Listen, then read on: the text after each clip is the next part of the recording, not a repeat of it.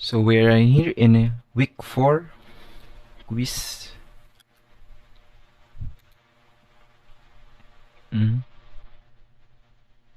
This will be the content of our video. This will be a test of your processing skills.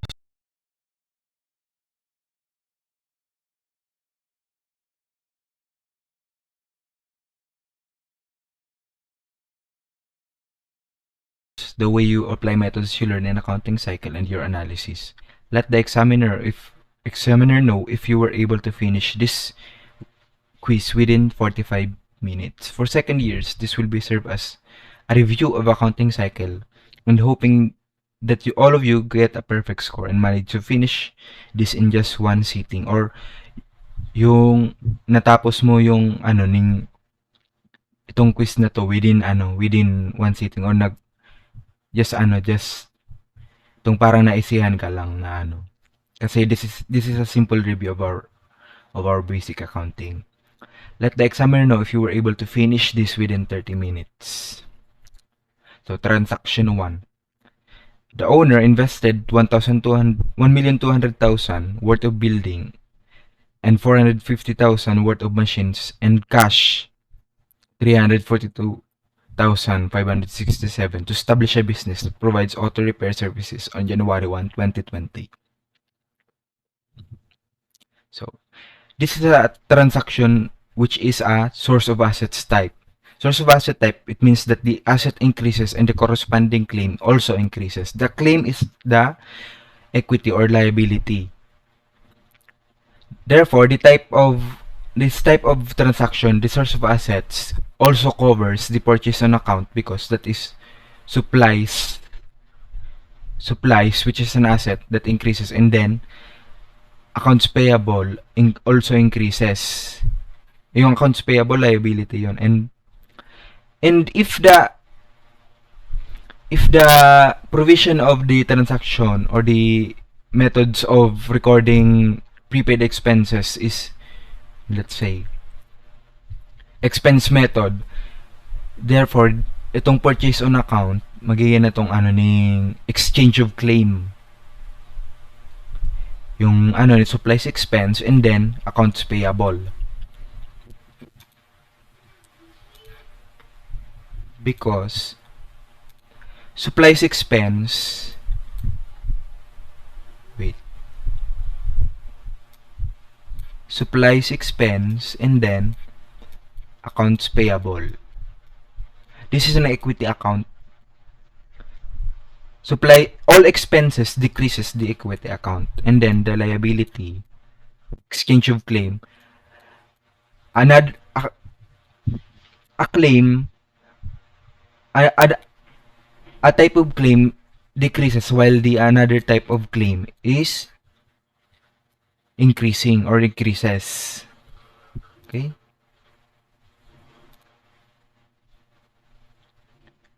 So that is the entry.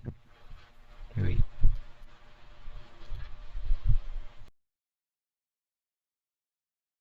Continue.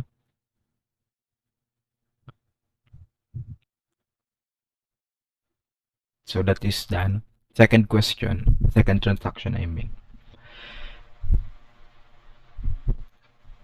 Vivien has then realized that her company lacks of spare parts and other supplies necessary for the operation.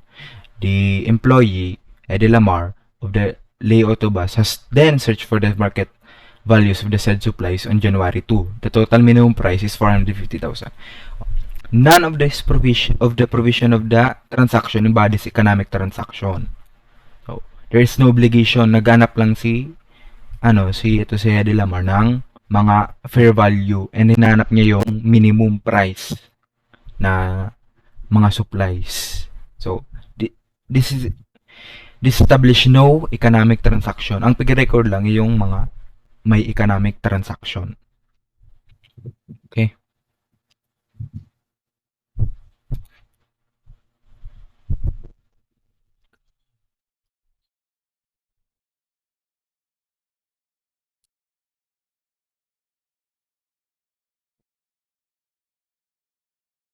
So, next. This is the next. Okay.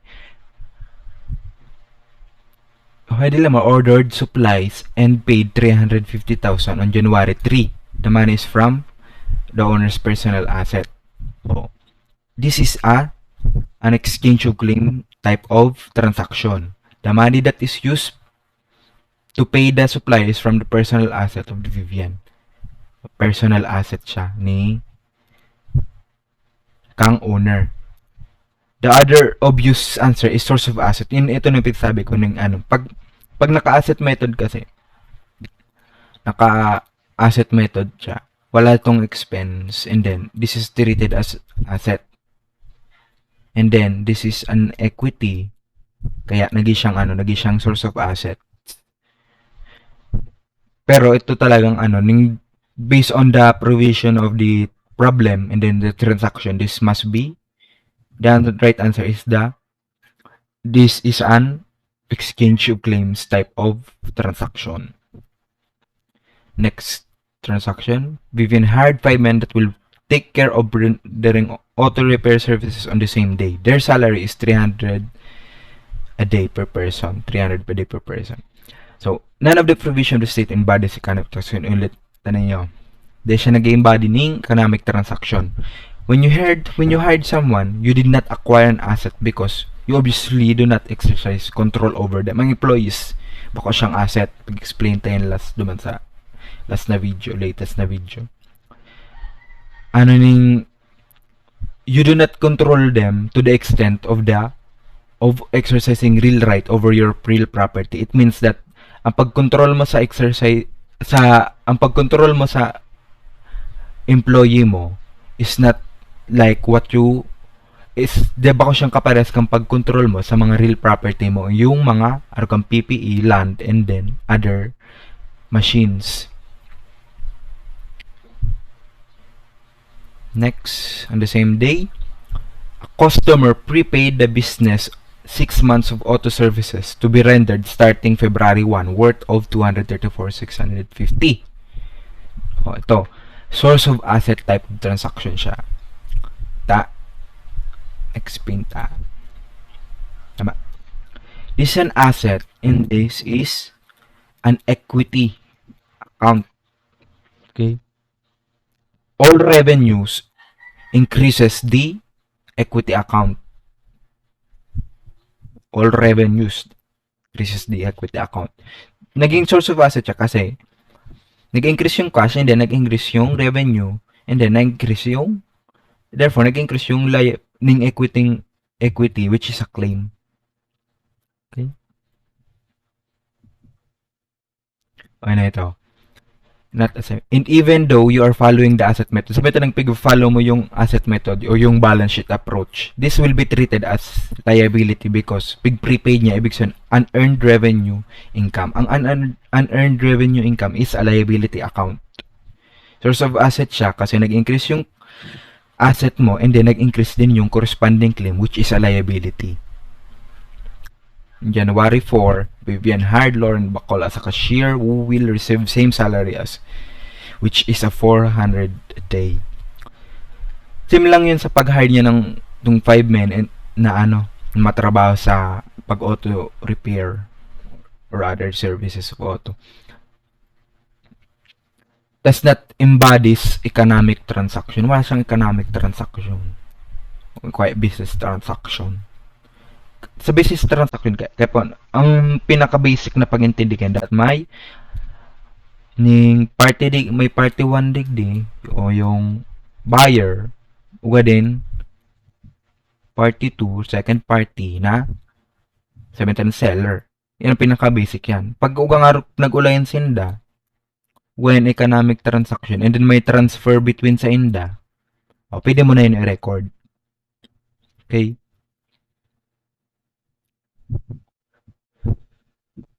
Next, salaries are paid every last day of the month. This is the crucial part. You have to understand that when the transactions are provided in bullet form, it may vary in dates such as this transaction. Mavary siya sa date. For every last day of the month, may entry ka ng Iniyo. From January to March, may provision doon sa pinakalas na 14 days lang ang working hour ng mga ni na katong employee. Okay? January to March, 32,200. For every last day of January and to March, ma-record kang ganito. So, January 31, ma-record kang salaries expense debit and then cash credit, 32,200.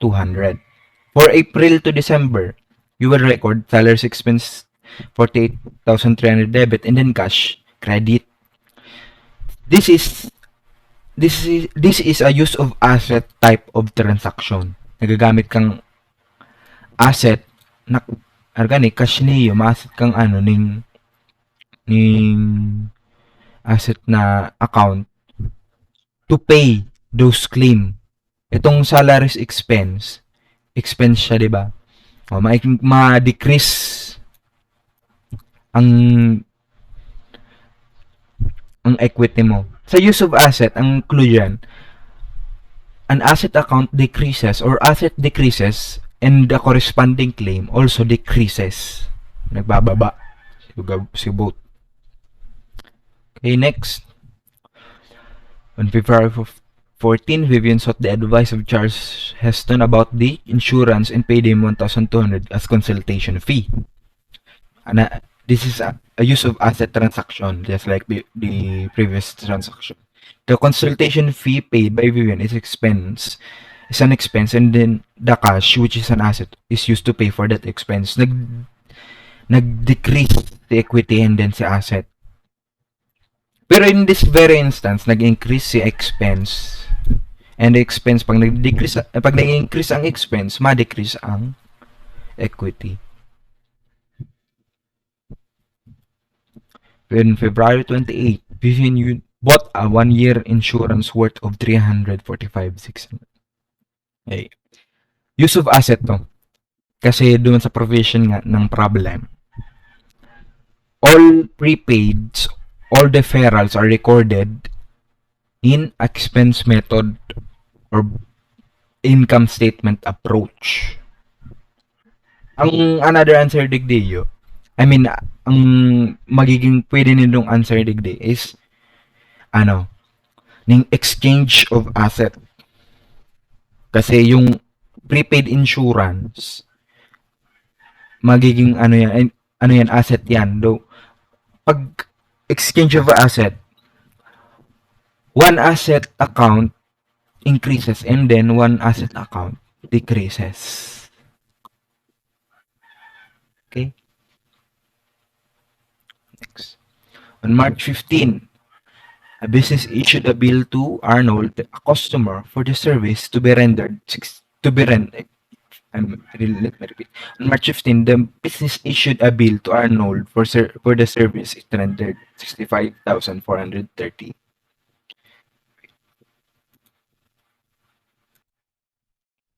Continue. Okay. This is a source of asset. You have to understand, when company issue a bill to a customer, it means a company presented that this amount will be payable by the customer. Parang Kasoreco lang yan. When Kasoreco issued an electric bill to its users, sa mga users niya, users journal entry is utilities expense debit and utilities payable credit. Same concept din niyo. Pag big bill mo ang sarong taon, ayan, customer mo, pag big bill mo ang customer mo for the service rendered na, ganito na yan. Actual siya. Accounts receivable, debit, and then revenues. This is a source of asset kasi nag-increase yung account receivable na asset account and then nag-increase din yun ng revenue. Pag nag-increase ang revenue, ma-increase man ang equity. Equity is a claim. The corresponding claim. On April 1, Harry ordered 400 units of tires. Each tire cost 2,300. Oh. This is a use of assets.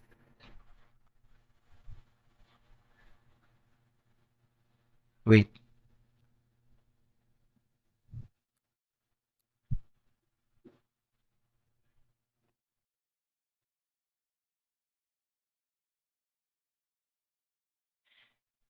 You have to repeat this transaction. On April 1, he had ordered 400 units of tires. Each tire cost 2,300. This is an exchange of claim transaction. Kasi nga, since all the fares recorded as expense, yung supplies expense, ano, ma ma-decrease ka na ang equity, and then accounts payable, which is a liability, ma-increase. So, in exchange of claim na type of transaction, liability or other claim, a type of claim increases while the another type of claim is decreasing, nagbababa. So, if liability increases, the equity decreases. So, yan ang ano. Parang sa exchange of asset lang. And one type of account of asset increases while the another is decreasing. Nagbababa. So, another provision. You can freely credit cash because the transaction is very vague. However, in a succeeding transaction, you will realize that it is acquired on account. Yan, nagdiyo. Had you ordered of 400 units of tires, each tire cost 2,300. Pag ganito ka big, pwede mo ma-assume na may nag-outflow kang cash. Pero in higher accounting, ordered pa lang. Ordered. Di mo pa nabayadan. Pa siyang provision as to payment.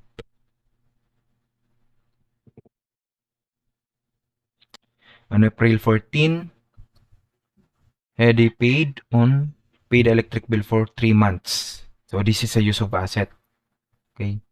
Equity account decreases. An asset account decreases. This is the use of asset as utility bill is an expense. However, in some of you may debit utility payable. Kasi nga, 'di ba, kada for every month mabil yung kasoreko or yung other electric provider na cooperative. Kada month yung nagbibill. Though, ibig sabihin, utilities expense credit and then utilities expense debit and then credit utilities payable. However, it may be true since bill is given at least per month. However, you have to remember that there are no previous transactions that says company had received an electric bill.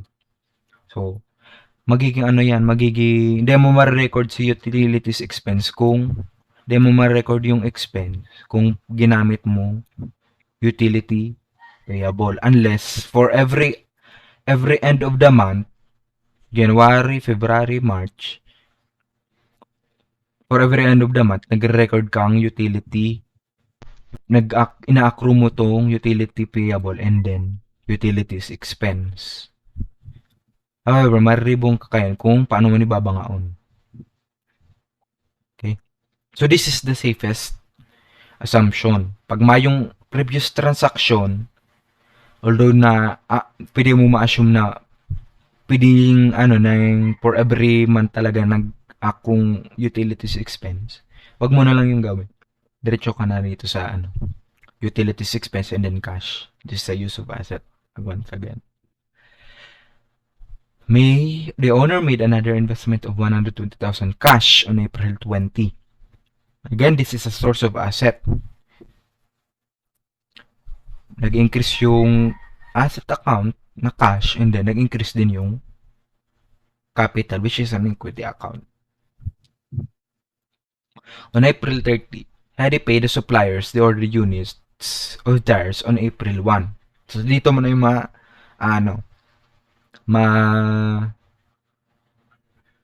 dito mo na ito ma-realize na yun pala ay accounts payable. I-credit mo naman ba kung automatically cash. However, in this transaction, pwede mo maka-agree mismo si supplies expense. Pag nagturo ka na duman sa sa mga ibang transaction and then nakagibo ka ng FS, then maapektuhan. Pero pag once na na kabali sa pag-check ang ining mga ano mga journal entry masasala ka. On July 6th, the business received 1,300 cash from Arnold, the customer, si customer yung before, diba? For service to be rendered for 4 months starting November 1. And July 6 pa lang yan. Okay? Since we are following the expense method or the income statement approach or revenue method or income method, you will debit cash and then credit automatically revenues instead of an earned. Again, this is a source of asset type of transaction. On September 8, Rosa Carlin paid in advance the business for services to be rendered starting October 1 to April 1 of the next year, 3,400. 3,400,000. Same with this transaction as previous transaction, same dun. Same concept lang. Although ma-start ka na October 1 to April 1. That is 6 months. October, November, December, January, February, March. Yung April, di mo nasasali since 1. Matatapos na sa April 1.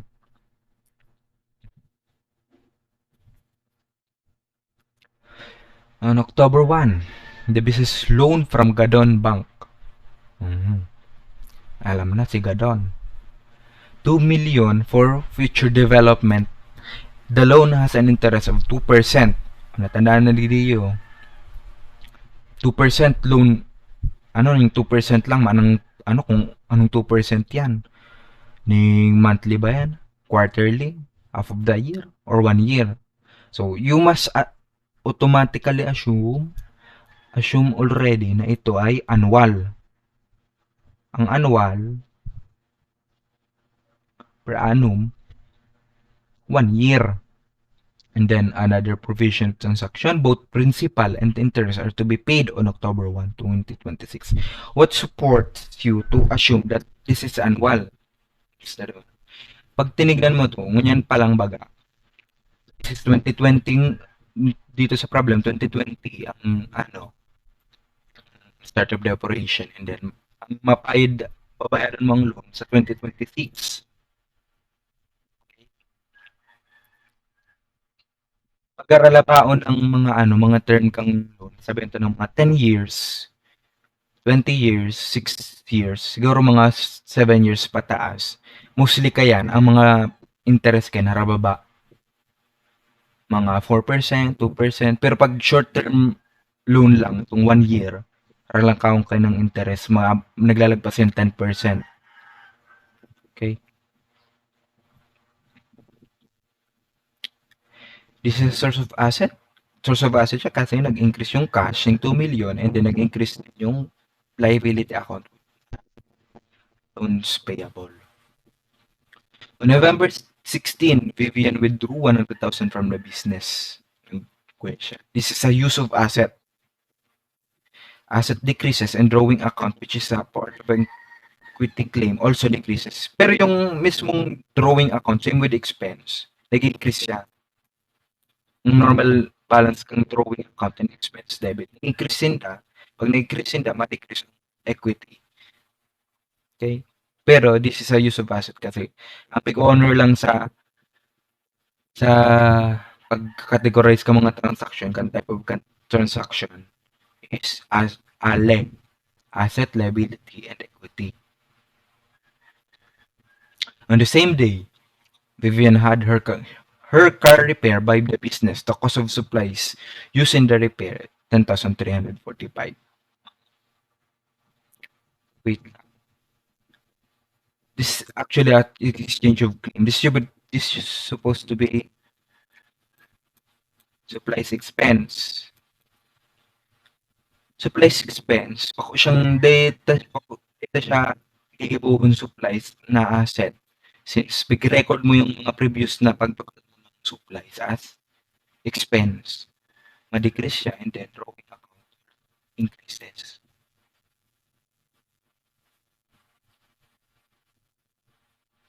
Ito, exchange of claim to. Why? Kasi ito, drawing account, di ba? matakil kita sa within the equity account. Since both of these have debit balances, and then yung drawing na debit, and then yung supplies expense na credit, pwede siyang i-assume na as exchange of claim. Pwede talaga siya exchange of claim pag-araw.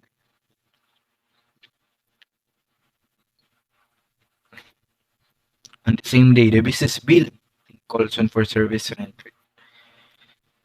56,765. This is a source of assets. Same with previous transaction. Accounts receivable, debit, and then revenues credit. Big bill mo siya. This is an accrual. On December 28, the business paid electric bill of 234,900. This is a use of assets. Okay. Same assumption naman sa April na pagbayad ng mga utilities. Pwede mo na diretso sa utilities expense instead na for every month ma-record ka babanga-bangaan man ninyo. I-accrue mo. Adjusting entry na. You need to adjust all unearned revenues, prepaid expenses, and accruals. Okay. Supplies, di ba? Sa provision duman sa problem, may nakagdo pa na ano sa pag-inventory mo 195,470. In expense method or income statement approach, ang pag-adjust mo, i-determine mo si natada, yung nagkatarada in 1 year. While in asset method or balance sheet approach, i-determine mo gabos na i-determine mo sa pag-adjust mo yung na-consume. Okay? Na-consume. So, doon sa another provision doon sa ito na yung nagsabit ang accrual. Utilities expense 34,670 and utilities payable. Ito yung napigbil ka na on the last day of the uga ka pang din nababayadan na bill ng kuryenteng 34,670. Kaya i-adjust mo siya. This is an example of accruals.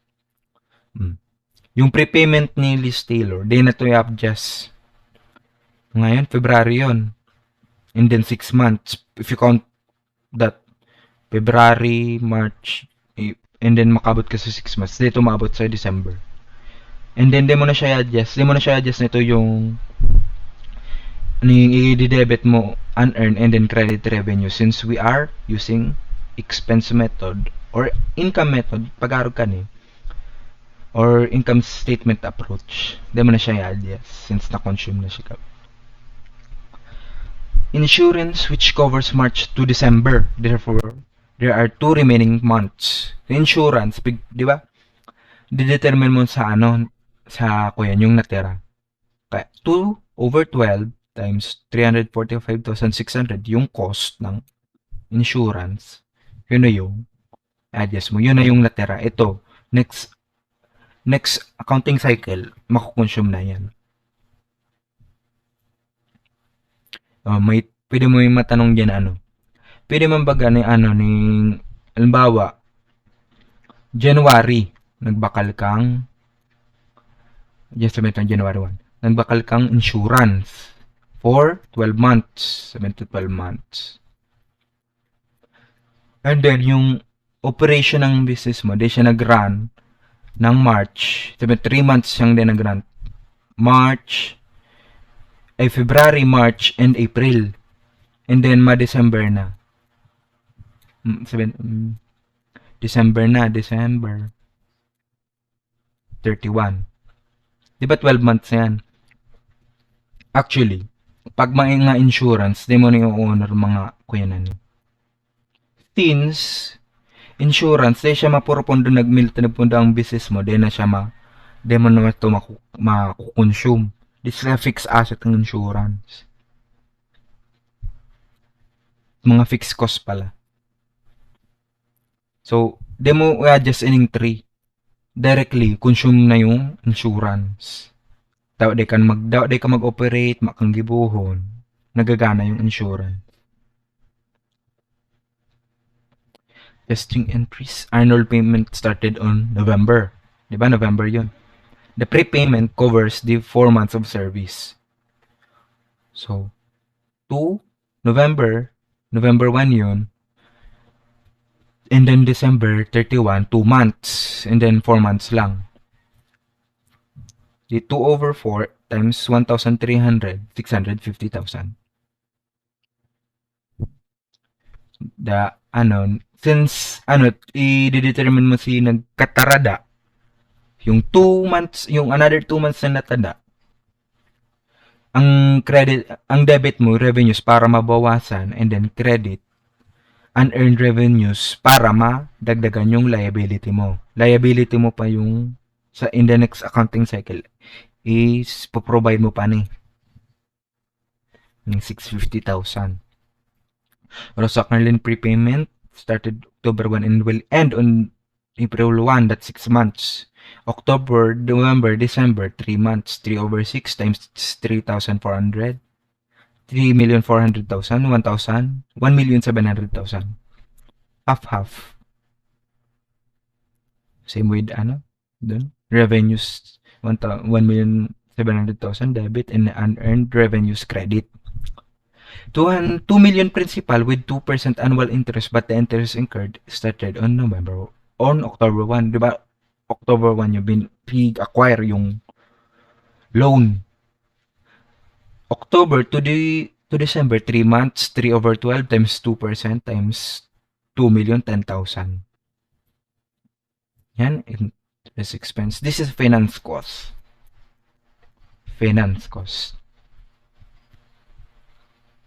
That is payable. That's for the analysis of the journal. Discard. We're now here. Okay, worksheet na tayo.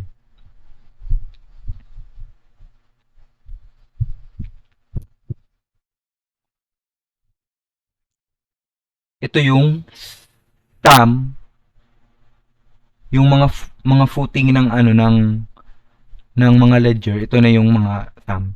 Diba, ma-ledger ka, ipopost mo yung mga doon, yung mga transaction. Popost mo yung mga nagka-debit na cash and then nagka-credit ng cash. Ang sum ng credit and debit doon, ito na yun. This is the journal entry. Actually, you can do, turo na to sa alam ko na yun. Basta, IT application yata. IT application tools sa mga business. Some ifs, bakong some if, ibang some if sa some ifs. Okay? Sa some ifs kaya, sa some ifs na may S, double ang criteria. Yung debit and then yung account title na cash. F4 mo lang tong yung debit para di siya maghero sa pag scroll down mo sa Okay? Anyway, that's not our concern naman. Ito ang concern tayo. Dito pa lang dapat mabalance mo na. Balance na dapat yan sa journal entry. Diba, balance yan. Pag sum, ito yung transaction, yung journal entry. Pag sum mo yan, that balance yan, pag sum mo on debit and credit. So, this is the trial balance. Unadjusted trial balance. Simple yung if naman na formula, this is the, what you call, the logical test. Pag ang debit ay mas mataas or equal sa credit, then if the logic is true, ima-minus mo siya. Pag di, zero. Okay? Yan ang explanation dyan sa formulang iyan. Ayun na, nuda naman nila sa ano. So, that's the, ano. Yan. That's what will you put in the unadjusted trial balance. Yung before adjustments. Yan, dapat mag-equal siya. And then the adjusting. Ito ng mga adjusting. Ito na sina supplies, sa pag-adjust mo sa supplies sa prepaid insurance, sa unearned revenues na dagdagan si kay Arnold and yung kay Rosa Carlin, and then payable, the interest payable, revenues, nag-debit ng revenues kasi mabawasan mo tong 5 billion na revenue. Ang iba digdi, i-render mo pa next counting cycle. Supplies expense, insurance expense. Yan. Then, dapat balance din siya. Next, the adjusted trial balance. Yung may effect na yung adjusting,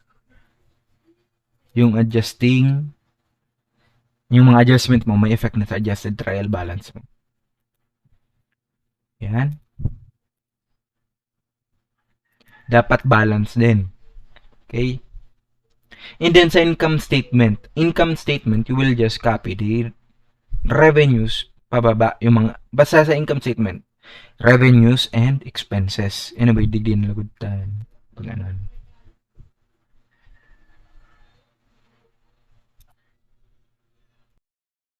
Let's continue. Okay. Pag mayo ng ibang revenue, you can, you can taggayan mo na lang yung revenues and then the revenues na ikakopy mo from worksheet. And then copy the expense, sum them up. Yan yung total expense. The difference between the revenue and then the expense will be the net income. SCE. Okay? Beginning balance zero. Pag kinag mo dyan yung investment niya, di ba nag-invest siya for yung initial investment. Actually, pag mo yung format ni Balyada sa book niya, may beginning balance, add, initial investment, additional investment, and then other donations. Yung donations, that is actually may effect siya sa equity and not treated as income statement na dapat kang income statement.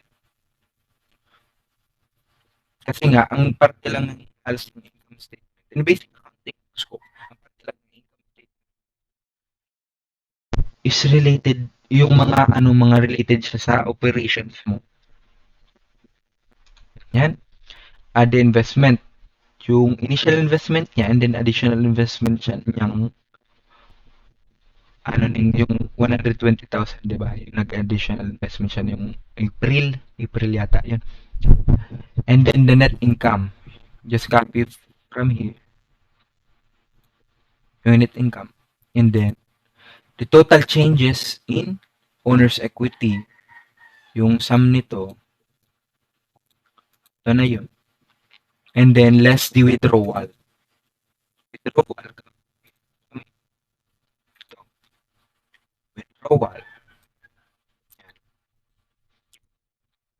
You'll get the net. Ay, ito na yung ending balance. And then next year, ito na yung beginning balance. Makakakuha na yung balance sheet.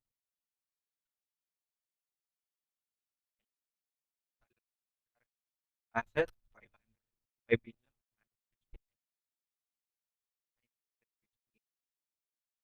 Getting machine yan yung total 1,650,000. Di ba yung napaka-unique ng problem na mas mataas yung asset sa non-current. In most cases, mas mataas talaga yung non-current. And then, may maisip mong paradigma siyang depreciation, di ba? Although, pero dapat nga nagde-depreciate siya. Pigtanggal ko na sa purpose ng pag-quiz kasi nga mapapalapit pa yun. ina-assume ko na yung na-master niyo yun na yung depreciation. Okay? Then, accounts payable. Di ba zero na yun? Kasi, nag-credit ka lang naman ng 920,000 and then binayad mo na cash sa succeeding transaction. 920,000 equal pay mo.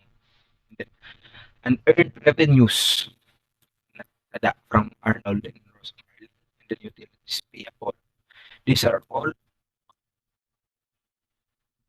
current liabilities and then loans payable na non-current liabilities, interest payable. Kapalit siya sa non-current non-current liability kasi nga, i-pay mo yun on 2026 along with principal, di ba?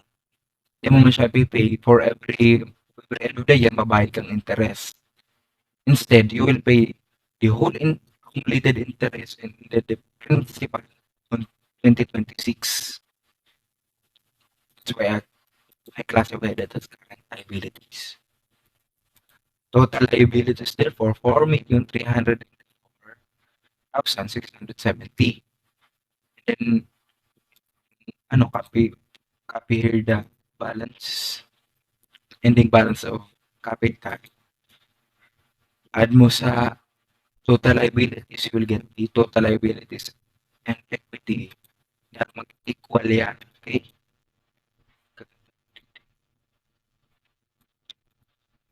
These two must equal. Please remember that. Equal. That's why if you're using the you're using Excel, you can just to get the discrepancy sa total nila. Para di mo naman isip-isipan mga figure out maraba na yan. Mga figure na yan. Just ka dyan sa wrong cell na determine lang discrepancy that it must always equal to zero kaya say equal yung total liabilities and total liabilities and equity. Ito na si cash flow statement. Anyway, to give you another learn, you dig dito ang heading dito always. Yung layout of bus, income statement or statement of comprehensive income for the year end December 31, 2020. Same with this statement of changes in owner's equity. Pag partnership na siya, statement of changes in partner's equity. Pag corporation, statement of changes in shareholders equity. Ito lang yung naiba sa gabot sa statement. Name at as all.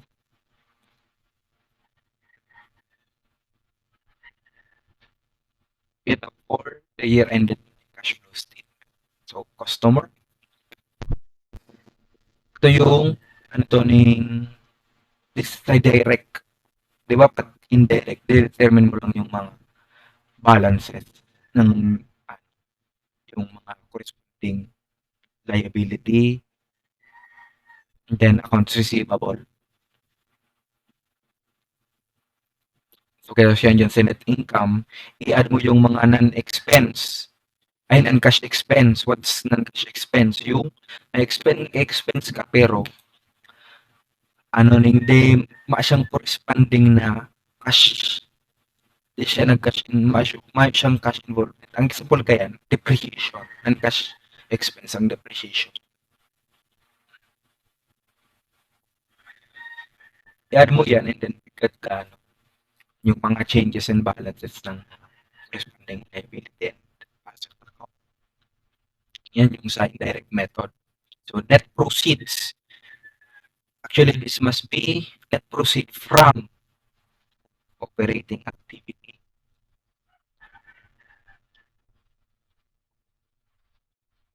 Okay? Net proceed from. Pag net, yung net amount used in operating activity, diyan ka lang magamit yung in. Pag used. Pag used siya, negative. Okay? Investing activity, wala. Why? Di ba may ano ka, may PPE? You have to remember na ang concern ng cash flow statement is always cash and cash equivalent.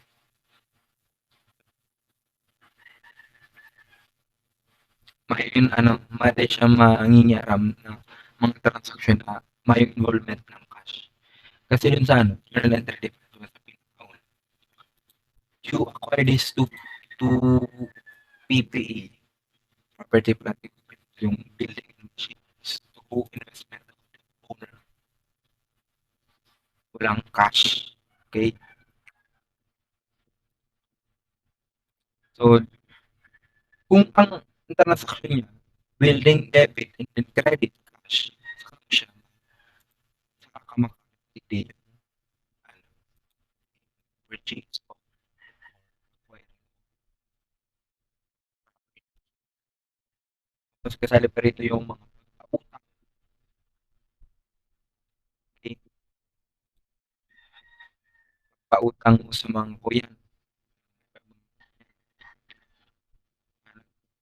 Gusto may kaulay ano, other party. Gusto since you're naging fruitful yung business, may gustong mag ito na yung ano, yung proceed naman sa utang and all interest will be classified also as an investing activity. Ang basta pag investing activity, there's a appreciation, capital appreciation. So, paano yung PP na pag-acquire ng PP na classified na investing? Investing activity also covers those events or transaction na alam sa ito ng pag-acquire ng PP, ma it will benefit future years of operation. Ang kuyan, ang PPE, itong dalawang to, lang kayo na i-benefit yung current operation, yung future. Kaya, i-classify mo ang pag-acquire through cash ng mga yan as investing activity. Next. Financing. Okay. This is related to liability plus owner's equity equals cash. Ay, equals assets. Dapat yung ano mo i-honor mo tong ano yung equation at digdig. Then dapat may involvement ng cash. Okay? Financing, investment, nadagdagan yung asset mo through investment, kaya financing siya. 462,567. Yun na yung sum na dapat may cash involvement to. Ito yan. Saan yun? Ito, 342 plus dito, ito, cash 120,000 nag-additional investment. Diba? And then loan. Through liability, nag-acquire kang capital. Or, sabihin lang, but let's not use the capital since it's, pag sa basic accounting, ma-relate mo talaga siya sa sa equity. So, nag-loan ka para madagdagan yung fund mo o yung asset mo. Claim yun ng creditor and then therefore it is classified as liability. And then withdrawal. All disbursement related, pag binayaran mo na ng ano mo, loan mo, financing din yun. Okay? Pero tatandaan palagi dito is there must be cash involvement. I-scrutinize mo examine mo yung ledger ng cash. And then beginning balance must be zero. Same concept with those with the SCE. Zero dapat siya. Kasi kakapoon pa lang. And then the sum of this will be the ending balance. And then the ending balance is the beginning balance of the next operation. So I think that's it.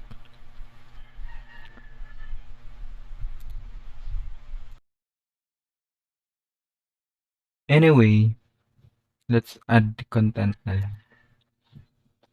'Di ba, ito, ano 'to, step 5 dito, yung preparation ng statement. And then, ang sunod dun, yung journalizing of adjusting. I-journalize mo yun, mga adjusting, kasi ang effect nung pag-journalize mo digdi, yung pag-adjust mo dito sa column, yung worksheet, yung adjustments, is ma-affect na lang yung worksheet and then the financial statement. Okay, kaya i-journalize mo yung mga adjustments, para the ledger will be affected by the adjustments. Yung kada account, maapektuhan siya. To affect the purpose of the journalizing is to affect the adjustments. That's the purpose. Para yung mga future na mga cycle, dala niya na yung effect ng adjustments, yung closing, yung reversing, and then the next cycle.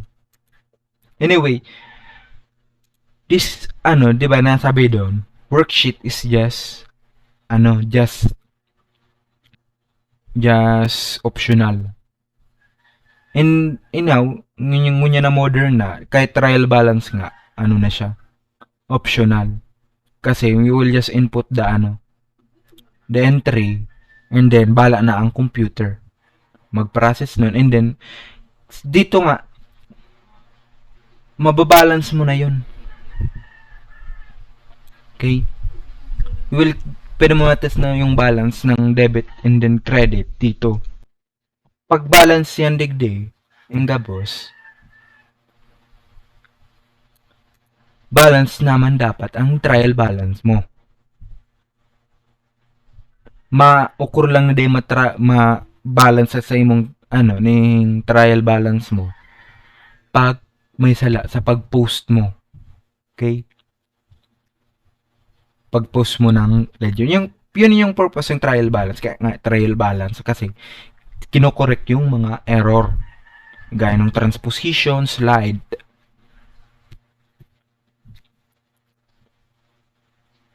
So, that's it. And then, to give you the scoring, total revenues, dapat makatama ka naman. 1 point. Total expense, 1 point. Net income, 2 point. 2 points, I mean. Beginning balance sa SCE, pig 2 ko na yon.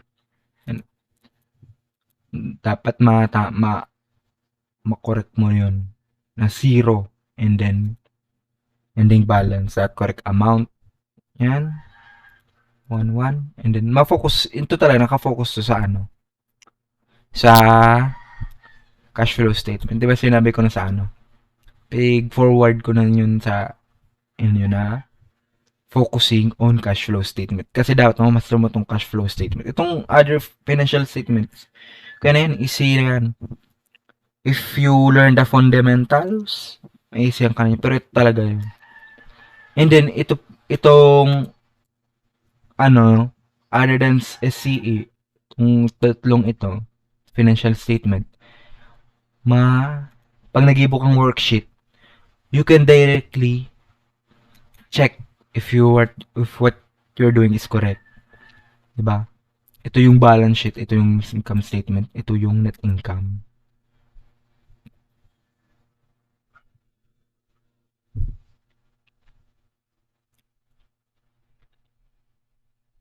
Okay?